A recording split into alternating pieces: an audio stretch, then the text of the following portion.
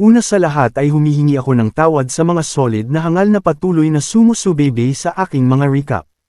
May kaunting family problem lang po kaya matagal bago nasundan itong ating kwento.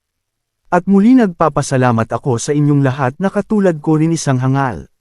Simulan na natin. Ang nakaraan sa kwento nakagawa nga ng paraan itong ating bida upang makawala sa kadena kung saan ay muntik na niyang ikamatay.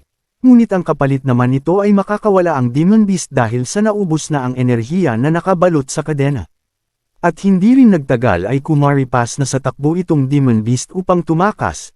Ang masaklap pa dito ay tinangay nito ang lahat ng spiritual fruit na dala ni Liang Kankan. Habang papalayo na nga itong Demon Beast ay sinubukan itong habulin ni Shu Han at nagsusumigaw na lang itong si Liang Kankan na napakasama ng maliit na pusa dahil tinangay nito lahat ng kanilang spiritual fruit. Habang hinahabol nila ang Demon Beast ay inutusan ni Shu Han si Liang Kankan na kunin nito ang kadena na pinagtal-iyan ng Demon Beast. At sinubukan naman ni Shu Han na kuhain ang stone tablet maya-maya pa ay bigla na lang lumiit ang tutoy ang stone tablet at habang pinagmamasdan ni Shu Han ang tablet, ay sumagi sa isip niya na ito ay isang uri ng tablet indeed coin na sa wari niya ay hindi nito alam kung papaano ito gagana. Samantala habang siya ay nagmumuni-muni ay tinawag siya ni Liang Kankan at nagtanong kung ano naman ang gagawin niya sa ordinaryong kadena na ito sabay may pagtataka na ekspresyon. Dahil sa mga sinabi ng hangal na si Liang Kankan ay binutukan ito ni Shu Han na nagresulta ng may malaking bukol na lumitaw sa ulo ni Liang Kankan, at sinabi nito na hindi lang ito ordinaryong kadena dahil isipin mo na kaya nito itali ang isang demon cat na nasa spirit refining stage ang level, at dagdag pa nito na mas mahalaga pa yan kesa sa isang sandata. Ang mga narinig ni Liang Kankan ay ikinatuwa niya ito at muli itong nagyabang na nagsasabi kapag makalabas sila sa lugar na ito at makita niya muli ang Demon Beast na yon ay muli niya itong ikakadena dahil pagbabayaran nito ang pagnanakaw ng kanilang spiritual fruit. Hindi rin nagtagal ay nakita nila na bumukas ang isang bahagi ng lugar kung saan ay doon lumabas ang Demon Beast. Kaya agad nila itong sinundan dahil batid nila na ito ay labasan sa lugar na iyon. Habang lumilipad ang dalawang hangal ay nag-aalala sila dahil hindi magtatagal ay guguho ang lugar na ito dahil sinira ng Demon Cat ang array nito. Hindi rin nagtagal ay lumabas na nga ang dalawang hangal sa lugar kung saan sila nakakulong kanina at mapapansin natin na tila isang portal sa kalangitan ang bumukas at kusa na din itong nagsara. At nang makalapag na sila sa lupa ay agad naman napansin nila na tila maraming tao ang lugar kung saan sila dinala ng portal. Sa kasamaang palad ay nasa gitna pa sila ng mga ito na tila nag-aaway ang magkabilang grupo, na agad naman nagtanong itong si Liang Kankan kung anong ganap. Si Shu Han ay agad nitong nakilala ang grupo nila Silver-Winged Mars na nagtataka kung ano ang ginagawa ng grupo nila, at napansin din ni Shu Han na ang iba nitong kasamahan ay may mga pinsala sa katawan. Dahil sa biglang pagsulpot ng nila Shu Han at Liang Kankan ay napatanong na lang itong si Silver-Winged Mars na may pagtataka kung saan itong nanggaling. Hindi naman sinagot ni Shu Han ang tanong ni Silver-Winged Mars bagkus ay tinanong niya ito kung ano ang kanilang ginagawa dito. Ang hangal na si Silver-Winged Mars ay nagsalita ito at nagpapasalamat dahil sakto ang dating nila Shu Han. At nagsabi ito na alam niya na may hindi sila pagkakaunawaan noon sa Jinxie Canyon at hinihiling niya na isantabi na muna nila ito dahil iisang school lang naman ang kanilang. Hindi pa nga tapos magsalita si Silver-Winged Mars ay pinahinto na ng ating bida ang pagsasalita nito. At tinanong muli kung ano ang nangyari at bakit tila madaming napinsala sa grupo nila. Agad naman itinuro ni Silver-Winged Mars ang sa kabilang grupo at sinabi nito na ang grupo na yan ay galing sa Julu Middle School. Dagdag pa nito na pilit nilang kinukuha ang kanilang mga spiritual fruit at puwersahan nilang sinaktan ang kanyang mga kasamahan. Sa mga sinabi ng hangal na si Silver-Winged Mars ay bumalik sa isipan ni Liang Kankan ang kanyang mga spiritual fruit na ninakaw ng Demon Cat kanina, at makikita natin na umuusok ito sa galit dahil naalala nito ang mga ginawa kung papaano nito itinakbo ang kanyang spiritual fruit. Kaya sa gigil ng hangal na si Liang Kankan ay hinawakan sa damit si Silver-Winged Mars at inalag-alog ito at tinanong nito kung may nakita ba itong maliit na pusa na kamukha ng layon, at sa isip-isip ni Liang Kankan na halos binili ito ng kanyang tatay sa kalahati ng kanilang savings. Maya-maya pa sumagot na din itong si Silver-Winged Mars na may pagtataka at sinabi nito na wala siyang nakitang pusa. At sa isip-isip ni Silver-Winged Mars ay anong klaseng mga tao ito kahit nasa gitna sila ng gulo ay parang hindi man lang nabahala ang mga ito at isang maliit pa na pusa ang hinahanap. Maya-maya pa ay ibinagsak na ni Mr. Clean ang kanyang maso at muli itong nagsalita na may pagmamayabang na sinasabing wag siya nitong sisihin kung anong kanilang sasapitin kung hindi nito ibigay ang kanyang hinihingi. Sumagot naman agad si Silverwinged Mars na walang itong pake sa mga pinagsasabi nito dahil hindi nila ibibigay ang kanilang mga spiritual fruit. Sumigaw itong kalbo na si Mr. Clean at sinabi na ibigay na nito ang lahat ng kanilang mga spiritual fruit, dahil kailangan nila ito upang matapos ang kanilang misyon sa lugar na ito. At dagdag pa nito na kung hindi parent sila susunod ay mapipilitan siyang paslangin silang lahat. Sa mga narinig ni Liang Kankan ay nag-alala ito at nagsabi na wala silang spiritual fruit sa ngayon, kung lalabanan nila ito baka maubos ang kanilang spiritual energy at matatagalan bago sila maka-recover dahil walang spiritual energy sa lugar na ito. Dahil batid din ng ating bida ang sitwasyon ay kinausap nito si Silverwinged Mars na may plano siya, kaya nais ng ating bida na ibigay nito sa kanya ang kalahati ng kanilang spiritual fruit at papatayin niya ang mga ito para sa kanya, at dagdag pa nito na para na din sa kaligtasan nilang lahat. Hindi naman nag-atubili si Silverwinged Mars at sumang-ayon ito kaagad. Pero muli itong nabahala at tinanong nito si Shu Han kung kaya ba nito natalunin si Mr. Clean. Dahil ang mga lakas nito ay katulad ni Ox King Hercules at ang cultivation nito ay nakatuon sa kanilang mga katawan. Dagdag pa nito na wag muna itong magpa-dalos-dalos dahil ikapahamak nila itong lahat. Sumagot naman agad si Shu Han na hindi niya ito matatalo kung hindi niya lalabanan, at dagdag pa nito na tinanong kay Silverwinged Mars na bakit wala si Miss Lu Yanzi dahil batid niya na iisa lang ang kanilang grupo. At nagtanong pa ito bakit hinati nito ang grupo ninyo at isang maliit na grupo lang ang pinamunuan mo. Sumagot naman itong hangal na si Silverwinged Mars at sinabi na nakatuka kay Miss Lu Yanzi ang paghahanap ng mga spiritual herb na kung tawagin ay 9-color Ganoderma. At dagdag pa nito na ang herbal na yun ay kayang pataasin ang cultivation ng isang cultivator patungo sa 9th level foundation stage kaya maraming tao ang nais makuha ito. Dahil nag-uusap pa ang dalawang hangal ay agad itong naiinis si Mr. Clean at sinabi nito na ang lalakas ng loob nyo na hindi sila pansinin. Kaya inutusan niya ang mga kasamahan nito na maghanda na sa paparating na gulo, at dagdag pa nito na ang Thor Alliance ay gagawing paliguan ng dugo ang lugar na ito kasabay nito ay inutos niya na pagkatapos mapatay ang lahat ay kuhain ang mga spiritual fruit, weapon, at ang mahahalagang bagay sa kanila.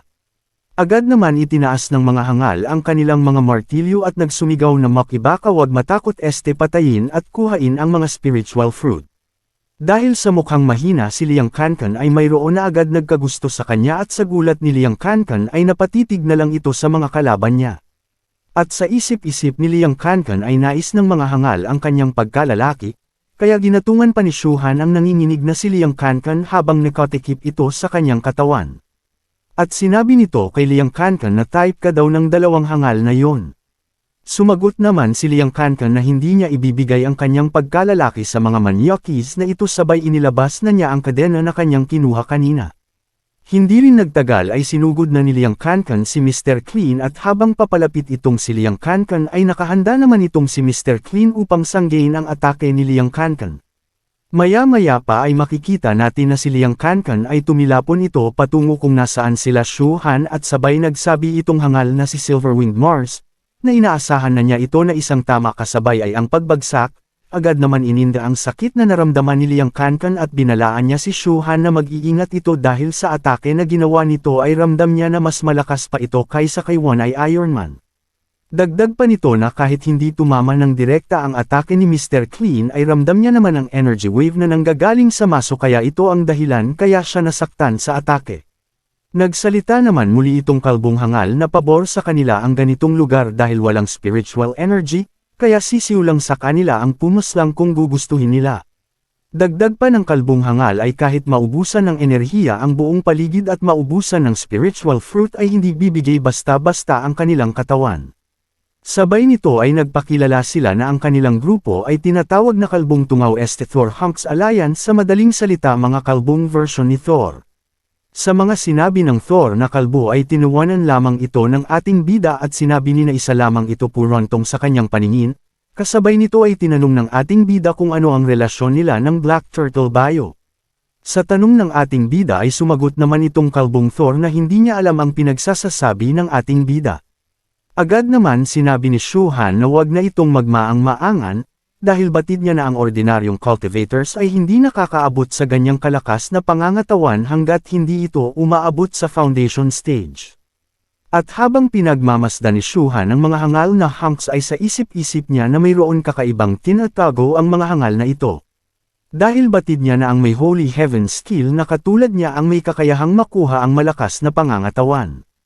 Hindi rin nagtagal ay nagsalita muli itong hangal na si Mr. Clean Thor at tinanong nito kung ang kausap niya ba ay si Shuhan. At dagdag pa nito na ginamit niya lang ang Lu family upang matalo si One-Eye Iron Man at nagtanong muli ito kung ano pang impormasyon ang mga nalalaman ng ating bida. Dahil mabait ang ating bida ay sinagot niya ang tanong ni Kalbo at sinabi nito na magkaiba sila ni One-Eye Iron Man. Dahil si One-Eye Iron Man ay may buhok ikaw wala sapagkat si One-Eye Iron Man ay robot ang nagpalakas sa kanyang cultivation, ngunit kay Kalbo naman ang katawan niya ay talagang malakas at dagdag pa nito na mas pinalakas pa ito dahil sa isang bagay na kanyang ginagamit. At dagdag pa ng ating bida na ang ganyang pangangatawan ay talagang masusing pag-iinsayo ang ginawa. Kaya alam ng ating bida na mas pinalakas nito ang kanyang katawan dahil sa method na ginagamit yun ay ang genetic modification. Sa mga sinabi nga ng ating bida ay nanlaki na lang ang mata ni Kalbo. Maya-maya pa ay tumawa itong Kalbo ng napakalakas halos labas na lahat ang ugat sa ulo at nagsabi ito kay Shuhan na pinabilib siya dahil lahat ng nabanggit ng ating bida ay tugma. At bamulong ito sa kanyang sarili na akala niya na ang ikinamatay ni One-Eye Iron Man dahil pinagtulungan, yun pala batid na niya na nararapat lang sa kanya dahil isang matalinong nilalang pala ang kanyang nasagupa. Hindi rin nagtagal ay muli nitong itinaas ng hangal na Kalbo ang kanyang martilyo, at sinabi niya na ngayong alam na nila ang kanilang sekreto kaya inaamin niya na ang nagpalakas sa kanilang mga katawan ay ang genetic modification na gawa ng Black Turtle Bio. Dagdag pa nito na ang maraming alam ay dapat nang patahimikin sa pamamagitan ng pagpatay. Maya-maya pa ay nagsalita na muli itong ating bida na may pang-iinis na sinabi nito kay Mr. Clean Hunk na hindi niya nakikita sa kanya ang invincible body, at dagdag pa niya na baka hindi alam ni Mr. Clean Hunk ang ibig sabihin ng invincible. At sa isip-isip ng ating bida na ang Black Turtle Bio ay isang misteryosong kumpanya na makikita kahit saang bahagi ng mundo. Dagdag pa nito na sa nakaraang buhay niya ay hindi niya nakumplito ang impormasyon ng mga hangal na ito. Dahil ang alam niya lang ay ang tunay na pakay ng mga ito ay sirain ang buong mundo. Kaya sa pagkakataon na ito ay kanyang pababagsakin ang mga hunks na ito at pahihirapan niya ng gusto para makuha niya ang mahahalagang impormasyon. Maya-maya pa ay sumigaw na itong si Mr. Clean Hunks at pinasugod na niya ang kanyang mga tauhan dahil kailangan nilang iligpit sina Shuhan dahil alam nito ang kanilang mahalagang sekreto. Sa nakikita na aksyon ni Silverwinged Mars ay nag-alala na ito at sinabi kay Shuhan na hindi na mapipigilan ang pagiging agresibo ng Kalbo. Kaya inutos nito kay Shuhan na tumakas na lang ito at hanapin si Miss Lu at ibalita para matulungan sila. Hindi naman sinunod ng ating bida ang hangal na si Silverwinged Mars at pumunta ito sa harapan nito at nagsabi na siya na ang bahala sa mga hunks na ito. At makikita natin na halatang gulat na gulat itong si Silverwinged Mars sa ginawa ng ating bida. Sumagi naman sa isipan ni Shuhan na maayos ang pag-training ni Lu Yanzi kay Silverwinged Mars at Oxking Hercules dahil alam ang dapat gawin sa mga ganitong sitwasyon. At dagdag pa nito na sa mga nakaraang buwan ay kanya din ito naging mga kaaway. Habang nagmuni-muni pa si Shuhan ay agad nang umatake ang hangal na Kalbo kasabay ang paghampas nito ng kanyang martilyo. At habang nasa ere ito ay nagyayabang ito at nagsasabi na subukan salagi ni Shuhan ang kanyang gagawin na atake. Dahil nga batid natin na mas maraming atake na matatanggap ang katawan ni Shuhan ay mas lalo itong lumalakas, kaya tulad pa rin ng dati ay hindi niya ito inilagan babkos ay sinabayan niya ito sa pamamagitan ng kanyang suntok. At nang nagtama na ang kanilang mga atake ay nawasak ang kinatatayuan na simento ni Shuhan dahil sa lakas ng hampas ni Mr. Clean Hunks. Dahil sa nakita ng hangal na Kalbo na sinalulang ni Shuhan ang ginawa nitong atake, ay nagtaka ito at nanlaki ang mata nito dahil hindi namatay si Shuhan sa kanyang atake. Kaya sa isip-isip niya kung bakit nagkaganon dahil ang kanyang martilyo ay may timbang na 500 kilo, at samahan pa nito ng enerhiya na nasa peak foundation stage na kayang-kaya pumaslang ng isang cultivator pero kay Shuhan ay tila baliwala lamang ito. Sa kabilang dako ay tumayo itong ating bida sabay pinagpag nito ang kanyang damit, At nangasar pa ito sabay sabi na kung yun na ba ang invincible body na pinagmamayabang ni Kalbo kanina. Hindi pa nga nakakaalis sa kinalalagyan ni Shu Han ay muli na naman umatake ang hangal na kalbo at nagsasabi ito na, gamitin lang ni Shu Han ang spiritual energy nito para mamaya wala na itong binatbat. Sumagot naman itong ating bida at sinabi nito na hindi lang siya tatayo dito dahil susukatin niya pa ang lakas ni Kalbo kung hanggang saan ito aabot. Maya-maya pa ay lumipad si Shu Han upang salubungin ang atake ng hangal na kalbo kasabay nito ay binanggit ni Shu Han ang salitang Holy Heaven's Kill. At sinabi ni Shu Han na may pagmamalaki na ipapakita niya ang totoong invincible body na pinagmamayabang ni Kalbo. Ang hangal na si Silver-Winged Mars ay namangha sa kanyang nakikita dahil lumipad si Shu Han na napakabilis na mas mabilis pa sa kanyang lipad. At nagsabi ito na papano ganun kabilis natutunan ni Shu Han ang ganun klaseng paglipad. Samantala habang nagtataka itong si Silver-Winged Mars ay nakangisi naman itong hangal na si Liang Kankan na parang hindi ito namangha dahil batid niya ang lakas ni Shu Han. Kaya tinanong niya si Silver-Winged Mars kung namangha siya ng husto. At nagyabang ito kay Silver-Winged Mars na kahit nga si Miss Lu Yanzi ay may lihim na pagtingin ito kay Shu Han ngunit hindi ito pinapansin ni Shu Han. Dahil ninis ito sa mga sinabi nito tungkol kay Miss Lu Yanzi kanina. Kaya sinabi nito kay Liang Kankan na bakit ito nakatawa ng ganyan at dagdag pa nito na hindi kailanman ay lahat ng makukuha ni Shu Han ay makukuha din ni Liang Kankan. At sa isip-isip nito na hindi may kukumpara ang lakas ni Miss Lu Yanzi kay Shu Han kahit na ito ay malakas, dahil ang lakas ni Miss Lu Yanzi ay aabot na sa foundation stage kaya nga naisipan nila ni Ox King Hercules na sumuko kay Miss Lu Yanzi. Samantala sa labanan naman ni Shu Han at si Mr. Clean ay makikita natin na nag-alis ng damit itong si Mr. Clean at agad na itong nagsusumigaw kay Shu Han, na pagbibigyan niya ang ating bida na magsambunutan na lang sila ay mag-hand-to-hand combat na lang pala. Kaya dagdag pa nito na kung sino ang matibay ang katawan ang siyang tatanghaling panalo. Maya-maya pa ay nabigyan na nga ng isang malaambak na siko si Mr. Clean at sa lakas nga nito ay nabitawan nito ang kanyang martilyo. Kasabay nito ay ang pagtilapon na sanhi ng pagkabagsak nito sa isang gusali. Ang ating bida na talagang may pagkahangal ay nag-acting ito mala Cesar Montano, at nagkunyari ito na nasaktan siya dahil sa ginawa niyang pagsiko sa katawan ni Mr. Clean.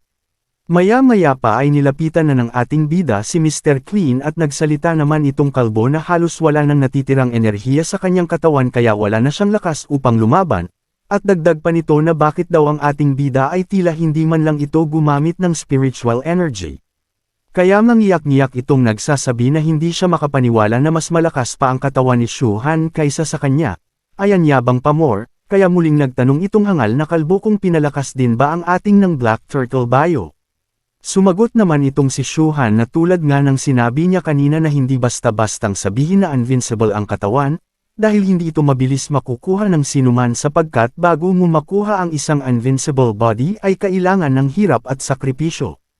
At nang makita nila Silver-Winged Mars na natalo na ni Shu Han ang hangal na kalbo ay nagsabi ito na paslangin na nilang lahat ang membro ng Thor Hunks Alliance. Samantala ay may kakaibang nararamdaman si Shu Han dahil bigla na lang tumahimik ang kapaligiran at sa isip niya parang may kakaibang magaganap. Maya-maya pa ay may kung anong makapal na usok ang namuno sa di kalayuan sa kanilang kinalalagyan.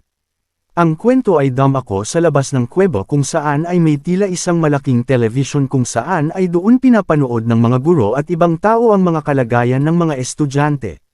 Dito nga ay makikita natin na may mga kulay berde at pula na mga bilog, na ito pala ang mga tao na pumasok sa loob ng kuweba. Ang isang hangal na nilalang ay nagsabi ito na ang kulay pula na tuldok ay palatandaan na 5 na sa mga estudyante ang napaslang sa loob ng kuweba. Dagdag pa nito na umasa na sana ang mga estudyanteng ito ay galing sa South Island City.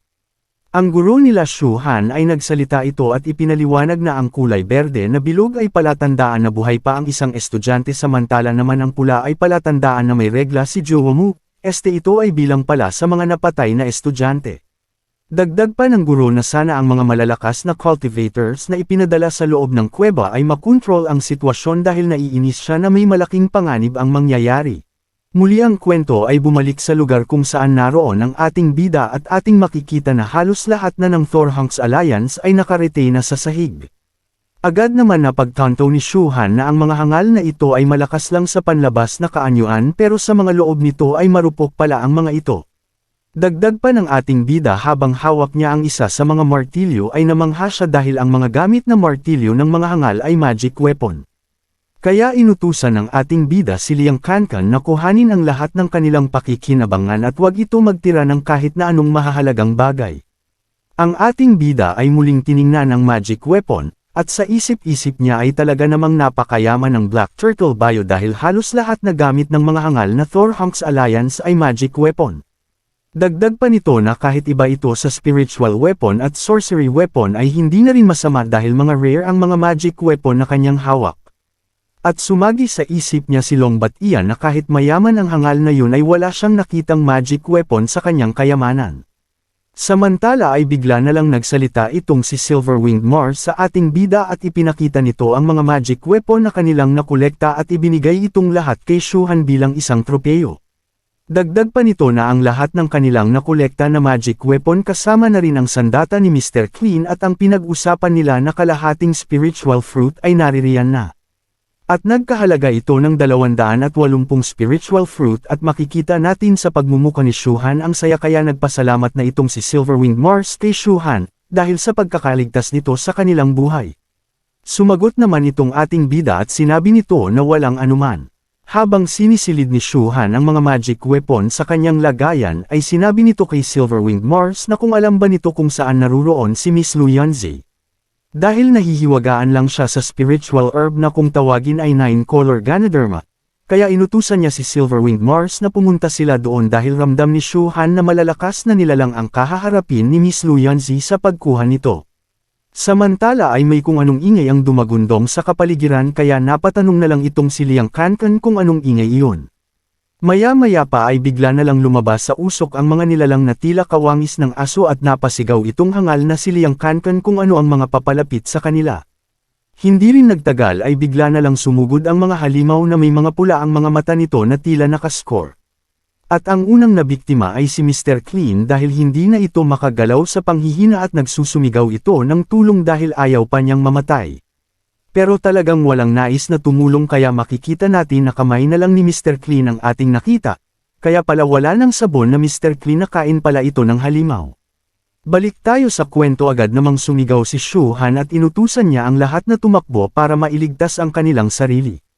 Habang tumatakbo sila Shuhan ay iniisip niya kung anong klaseng kuweba ang kanilang napasukan dahil malaking panganib ang kinahaharap nila ngayon, sapagkat ang mga halimaw na humahabol sa kanila ay tinatawag na Red Eye Thunderwolves na mabangis at malakas dahil ang pinakamahinang Thunderwolves ay nasa peak foundation stage, at halos karamihan nito ay may level na core formation stage. At dagdag pa nito na kung lalabanan nila ito ay talagang hindi sila mananalo dito at nababawian lang sila ng buhay. Kaya naiisip niya ang kanyang guro na si Li Kaishan na sinabi sa kanya na safe daw ang Jinxie Cave ngunit kabaliktaran ito dahil nasa masamang sitwasyon sila ngayon. Kaya makikita natin ang mga hangal na estudyante ay sabay-sabay na tumatakbo na sa bilis ay animoy mga mandurukot sa baklaran na ayaw magpahuli ng buhay. Si Shuhan ay lumingon ito sa likod at nakita niya kung papaano mapbang ng mga Red Eye Thunderwolves ang mga katawan ng membro ng Thor Hunks Alliance. At sa isip-isip nito ay hindi man lang nag-aaway-away ang mga ito dahil sa pagkain na tila kakaiba sa ibang halimaw. Si Silver-Winged Mars ay nagsalita ito na sinabi nito na takbo lang sila at ihulog nila ang kanilang mga spiritual fruit para pansamantalang pabagalin ang mga Red Eye Thunderwolves. Isa naman sa mga estudyante ang sumagot na wala na siyang spiritual fruit sa kanyang lagayan. Dahil sa malalaki ang mga halimaw ay mabibilis din itong tumakbo kaya may isang estudyante ang malapit ng maabutan at umiiyak na lang ito at humihingi ng tulong. At nang makita ito ni Silver-Winged Mars ay agad nitong inatake ang halimaw ngunit sa kasamaang palad ay mabilis lang nailagan ng Red Eye Thunderwolves ang kanyang ginagawang pag-atake. At maya-maya pa ay may isang Red Eye Thunderwolves ang umatake sa likuran ni Silver-Winged Mars dahilan na napinsala ang kanyang pakpak. Kaya iniwas-siwas nito ang kanyang pekpek sorry pakpak pala upang maalis sa pagkakakagat ng halimaw. At sa isip-isip nito na anong klaseng mga nilalang ang mga ito dahil ang lalaki ng mga bakas ng kagat ng mga ito. Dagdag pa nito na kahit gawa sa aloy ang kanyang pakpak ay parang ginagawa lang footlong ng mga ito kung makakagat sa kanya. Dahil malayo na ang pagitan nila Shuhan sa grupo nina Silver-Winged ay nilingan nito at nakita niya na tila wala na siyang maaninag dahil sa usok, kaya inutusan niya si Liang Kankan na tumakbo lang ito at hinagisan niya ng spiritual fruit upang hindi siya maubusan ng spiritual energy habang tumatakbo. At kinuha ni Shu Han ang kadena na dala ni Liang Kankan. Habang hawak ni Shu Han ang kadena ay iniisip nito na sa nakaraang buhay niya ay kilala ang Red Eye Thunder Wolves na mabangis. At pag bumalik na muli ang mga enerhiya ng mga ito ay muling umaatake ng mga nayon at lungsod kaya ang mga Red Eye Thunder Wolves ay bangungot sa mga tao. At dagdag pa ng ating bida na bukod sa mababangas ay mabibilis din itong gumalaw at kumilos kung may biktima sila ay pinagtutulungan nila ito makain bago humanap muli ng mabibiktima. Dito nga ay makikita natin na pinagtutulungan na atakihin si Silverwinged Mars ng mga Red Eye Thunder Wolves. At habang kagat ng dalawang Thunder Wolves ang pakpak ni Silverwinged Mars, ay hinayla ito pababa at nagtagumpay nga ang mga ito dahil tuluyan ng bumagsak sa lupa ang nanghihina na si Silverwinged Mars. Habang umuungol sa sarap habang umuungol ang mga Thunder Wolves ay nagsalita itong si Silverwinged Mars na hindi niya akalaing malakas pala ang mga nilalang na ito. Kaya humiga na lang siya at tinanggap na lang nito ang kanyang kamatayan. Maya-maya pa bigla na lang winasiwas ang dala na kadena ni Shu Han at isa sa mga Thunder Wolves ang tinamaan at sa lakas nito ay lumabas ang dila at mata nito noong tinamaan ito sa ulo. At nagsabi si Shu Han kay Silverwinged Mars na may utang ito sa kanya dahil niligtas nito ang kanyang buhay. Ang kaninang agresibong mga hangal na Thunder Wolves ay tila nag-iba ang pananaw nito at tila babigla itong natakot. Dito nga ay makikita natin na tila takot sa amoy na nilalabas ng kadena ang mga ito. Si Silverwinged Mars ay nagtataka ito at tinanong nito si Shu Han na talaga ba na bumalik lang ito para iligtas ang kanyang buhay. Ngunit hindi ito sinagot ang tanong nito at pinatayo niya ito at inutusan tumakbo dahil hindi niya kayang patagilan at mapigilan ang kilos ng mga Red Eye Thunder Wolves. Dito nga ay pinaliwanag ng ating bida na tila ang mga ito ay takot sa amoy ng maliit na pusa ang mga Red Eye Thunder Wolves. Kaya tinanong niya sa kanyang sarili kung ano kaya ang tunay na kalagayan ng hangal na maliit na pusa na yon. Samantala habang tumatakbo si Shu Han at Silverwinged Mars ay nagtanong ito kay Shu Han kung saan nga ba nanggaling ang mga nilalang na yon at tila sapat ang kanilang mga lakas para siya ay paslangin. Dagdag pa nito na sa bilang niya ay aabot ang lahat ng Red Eye Thunder Wolves sa 100 na piraso kaya sa kanyang palagay ay dito na siya mababaw iyan ng kanyang hininga. Pinaliwanag naman ng ating bida na ang kakayahan ng Red Eye Thunder Wolves ay nasa peak foundation ang pinakamahina, at dagdag pa nito na may kakaunti na laman ang mga kukuti nito sa pagpatay ng kanilang target, at kanilang iniinom ang dugo at kinakain ang laman ng lahat ng kanilang mga biktima. Kaya sinabi muli ni Shu Han na ang dalawang hangal na Red Eye Thunder Wolves na kumagat sa kanyang pakpak ay nasa core formation stage ang level, kaya maswerte pa rin si Silverwinged Mars dahil kung malalaki ang mga tutoy nito ang mga utak pala nila ay tiyak na patay kanadoy. Sa mga sinabi ni Shu Han ay lalong nag-alala si Silverwinged Mars, at sinabi nito sa ating bida na hindi rin magtatagal ay maaabutan din sila ng mga Red Eye Thunder Wolves kaya dapat may gawin silang paraan. Bukod pa dito ay ang kanyang mga kasamahan ay nauubusan na din ng mga enerhiya at maging siya ay may tama ang kanyang pakpak. Sa mga sinabi ng hangal na si Silverwinged Mars ay sinagot ito ni Shu Han na dadalhin nila ang lahat ng mga Thunder Wolves sa lugar kung nasaan sina Miss Luyanzi, dahil batid niya na madaming malalakas na nilalang doon na nais din makuha ang herb na 9-color Ganoderma kaya maraming tutulong para labanan ang mga Thunder Wolves na ito.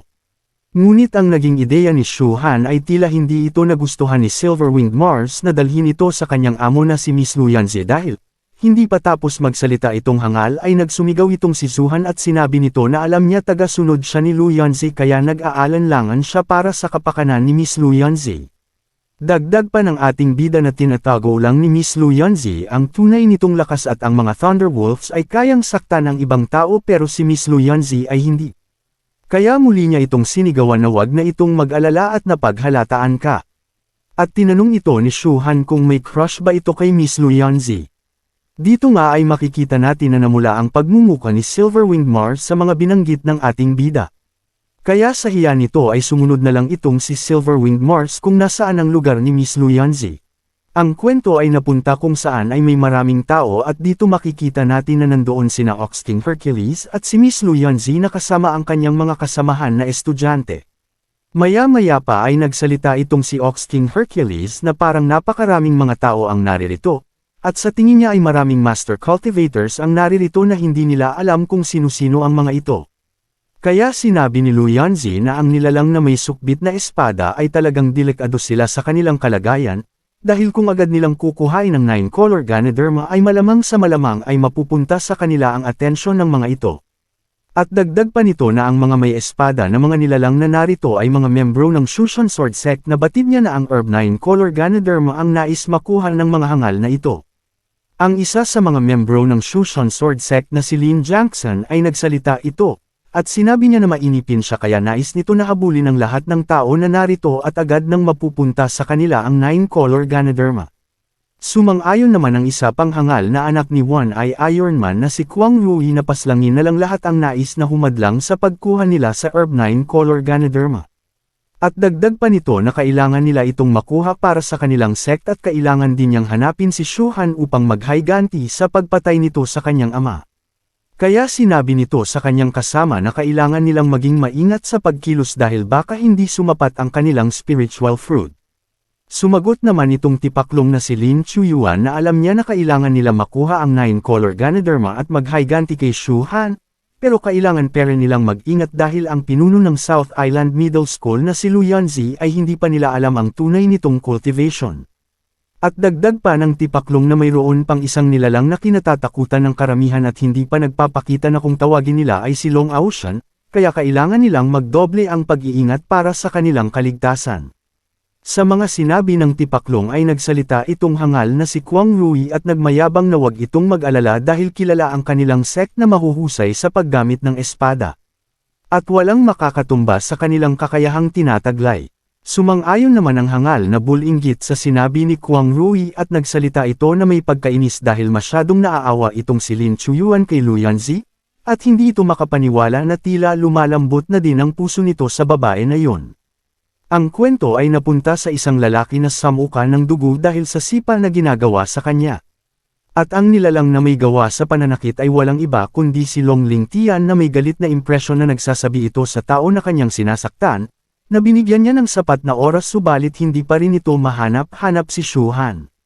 Maya-maya pa ay nagsalita itong hangal na nakangiti at sinabi nito kay Long Lingtian na wag na itong mag-alala dahil sa mga oras na ito ay tiyak niya na patay na si Shuhan, dahil madaming mga estudyante ang nag-aagawan ng spiritual fruit kaya malamang isa na si Shuhan na napatay. Ang hangal na si Long Lingtian ay agad naman naniwala sa pangbobola ng kanyang tauhan, at nakangisi ito na nagsasabi na dapat lang sa kanya ang mamatay. Maya-maya pa tinanong na muli nito kung ano na ang balita sa kanyang kapatid na si Long Ocean. Dahil ang 9-color Ganoderma ay nagpakita na, dagdag pa nito kung balak ba nitong makuha ang herb na yon. Dahil ang kakayahan ng halaman na yun ay kayang tumalon sa 9-level foundation ang level ng isang cultivator. Kaya kailangan nila itong makuha kahit na si Miss Lu Yanzi pa ang kanilang magiging kakumpetensya sa pagkuha sa halaman na 9-color Ganoderma. Abangan sa susunod na kwento kung saan ay mayroon na namang isang grupo ang pumunta kung nasaan naruroon ang 9-color Ganoderma. At ano na kaya mangyayari sa ating bida dahil hinahabol pa rin sila ng mga Thunderwolves. Kung umabot ka sa video na ito, ibig sabihin na gustuhan mo ang kwento, kaya naman humihingi ako ng kaunting suporta kahit isang like lang. Kung nais nyo naman na malaking suporta ay huwag nyo kalimutan pindutin ang subscribe at notification bell para buwan mano ka kung may i-upload ako na bagong video. Salamat mga hangal.